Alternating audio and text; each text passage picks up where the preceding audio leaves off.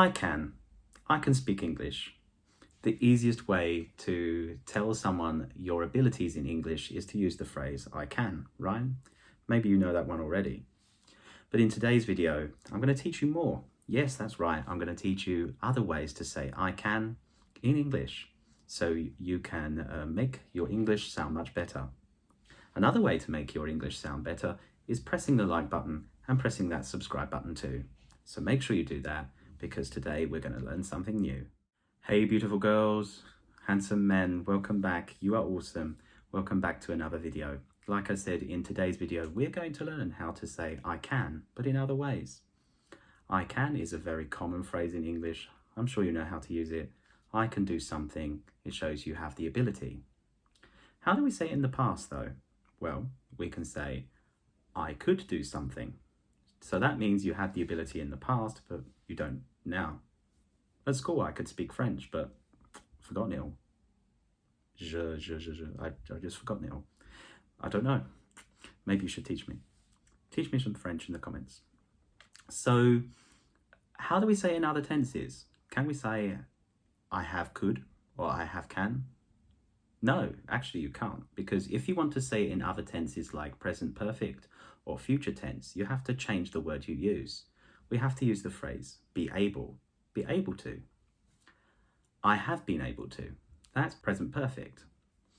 I have been able to play guitar since I was 10 years old. In the future, I will be able to speak Korean so I can speak to Sun Hyun-min and tell him how great he is. So you can use be able to in lots of different tenses, but those are the most common ones that you will use. So yes, I can, I could, that's present past, present perfect, I have been able to, future, I will be able to. And like I said, if you're interested to know about the other tenses that you can use be able to, leave a comment below and I will teach you the phrase in there. You can also say I am able to, and I was able to, or we were able to, though that does sound much more formal, but you can say it. Another phrase you can use, especially if you want to show that you have had some difficulty or some struggle to do it, is to use manage. I managed to do something. It shows that you had some difficulty or some problems along your way, but eventually you overcame it. So you can say, for example, I managed to do my homework because it was very hard and it was maths and I hate maths. Did you manage to do your homework today? Well done. So that's an easy video today. We talked about I can do something. I could do something. Now, if we want to make it negative, of course, we can say I can't do something.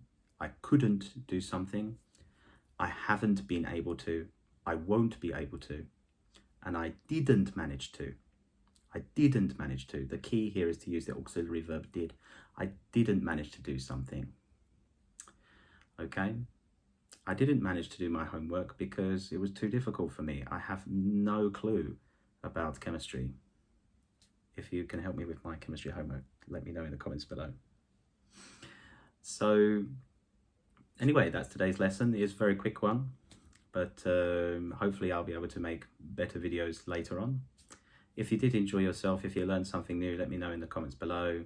Press that like button and thanks for coming. Let's review. I can speak English. I could speak French at school. I have been able to play guitar since I was 10 years old. I will be able to speak Korean so I can tell Sun Hyun-min how great he is. I managed to do my homework. Did you manage to do your homework? Thanks a lot.